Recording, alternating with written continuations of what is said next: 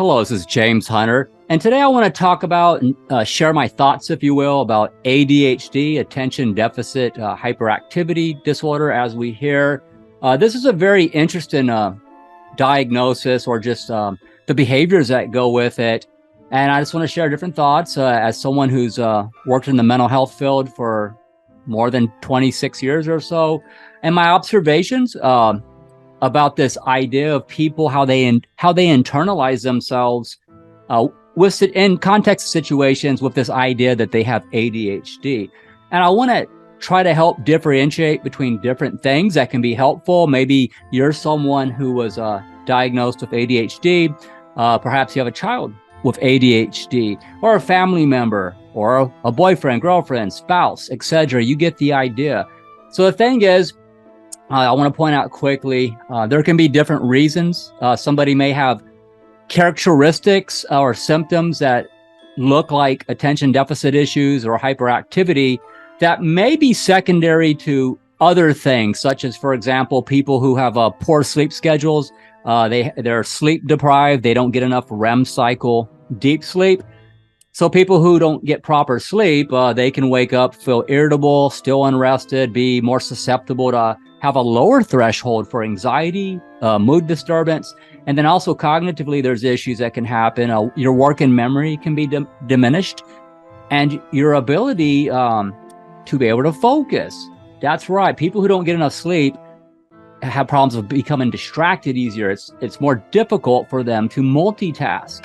They may find that a job that's very demanding, which they in the past had no issues, now they are struggling due to this lack of sleep. And there's a lot of reasons why people might have sleep disturbance issues. So people can have ADHD type symptoms secondary to not proper sleep.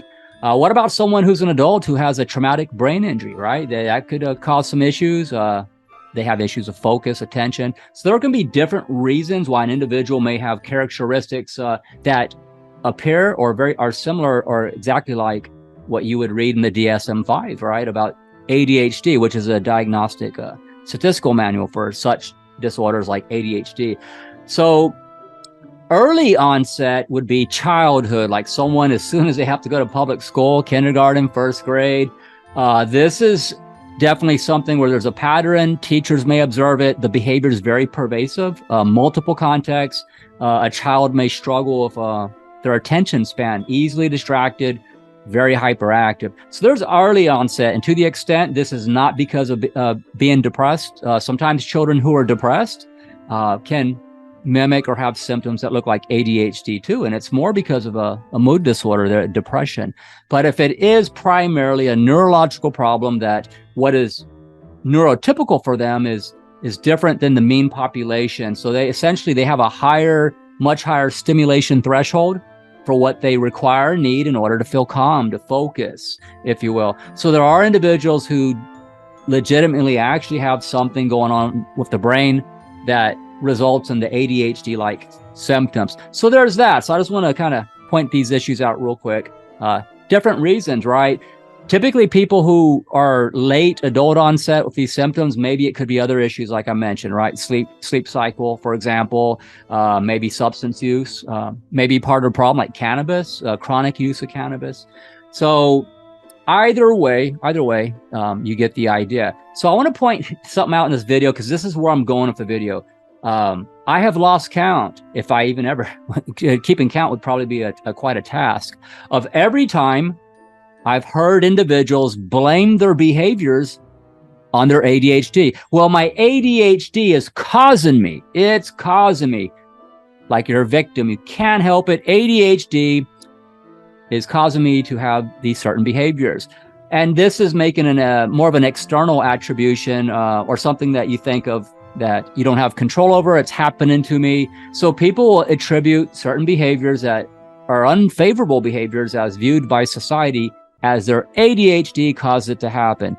Such as a student in high school will say, well, I did not do my homework because of my ADHD. Or I don't want to sit down in my seat and follow rules because it's my ADHD is causing it, right? So maybe like these demand characteristics is a whole other issue that people will kind of internalize or use a diagnosis as as an explanation to justify behaviors that, yeah, they may not want to change those behaviors, right, in certain contexts. So let me give you an example of where I'm going at, because there are behaviors that definitely can be a result of ADHD, attention deficit, such as an individual gets home from shopping at the grocery store. They look at their phone to maybe try to answer a text message. They get out of the car, the trunk's popped open, and they get to the house to realize hours later, where are my keys, right? Only to find out they left their keys in the ignition, right? Oh, wow, I left my keys in the car. Somebody could have just stole my car and left the keys in there. Or maybe the key to open the door to the house. They leave the keys on the freaking door, right? Like, just leaving things. You get distracted, you forget something in the moment. So this can happen with other things, right? Maybe someone loses the cell phone, you set it down somewhere, you're at the gym, and then you're driving home from the gym only to realize, man, I left my phone on the elliptical or the treadmill. And this is pervasive, meaning that it happens in multiple contexts, and it happens a lot. Because most people, even if they do not have a neurological issue of ADHD, the average person can forget things. That happens. The difference is it doesn't happen a lot. It's not excessive, and it's typically not going to be pervasive through multiple contexts is the issue. So this is the difference between something being a disorder versus it's not. All people have variability with how they can attenuate or pay attention to things and focus. And that can just vary from human being to human being anyways. So I'm going to give an example of situations that are not necessarily an ADHD problem, but people want to blame stuff on ADHD. And let me give you an example. I may have an individual that will say, Mr. Hunter, I'm always late to work, right? And it's my ADHD, right? Maybe they have a habit of just being late in general to things that may involve either a job, maybe meeting people to do things. And by the way, this behavior of being late can happen with a lot of people who do not have ADHD, just to point that out.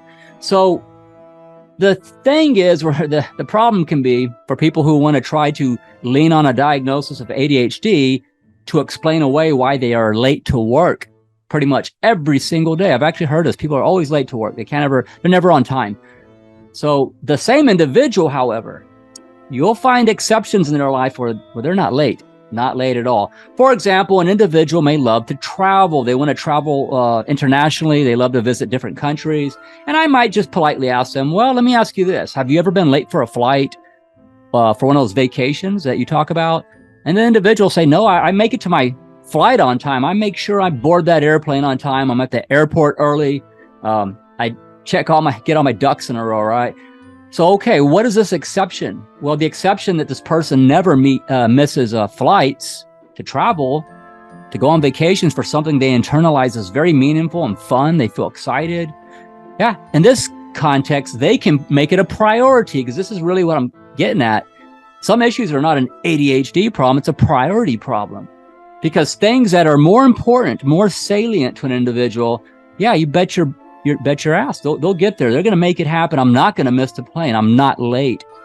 So where there is evidence in forms of exceptions where we are able to perform or execute certain behaviors that do demonstrate adherence to a schedule, guess what? The exception suggests or even proves, it's evidence that this general idea that your ADHD makes you late is false. There's an issue here. So perhaps someone, maybe you don't feel excited about your job. Maybe you don't assign much level of threat to it because of how you internalize a job. Well, I'll just get another job, right? I'll get another job. Or maybe my financial situation, I'm comfortable enough that, so what? They want to fire me. I'll work in an industry. I'll just go get another job somewhere else. Not a big deal. Or maybe the employer is just very accommodating. They enable somebody to be late all the time. So there's a lot of context. There's other variables. You get the idea. And these situations where you have exceptions for where a person is on time, consistently on time for things that are very meaningful for them, like maybe their book club, hobbies, meeting, going to the beach, vacation, making sure they're exactly on time to see the latest MCU, Marvel Cinematic Universe movie, because they're a big Marvel fan. Yeah, they're not going to be late for that. They're on time, probably early, because they want to make sure they can get their, popcorn and drinks and stuff and be seated, right? Why are they on time for those situations? Well, because it's perceived as having more meaning, they assign a different degree of value that has worth to them, so they'll be on time. So just be mindful of this reality. When you have someone, maybe it's a child, a spouse, a friend, that you notice a pattern where things that maybe it's an issue of being responsible, and they have this dismissive way of just automatically blaming it on, well, it's my ADHD. Yeah, you might want to kind of, in a rational and calm way, polite way, point out the discrepancies. It's okay to point out discrepancies. This is a healthy form of confrontation. When you confront somebody on the discrepancies between their logic, right, their explanations.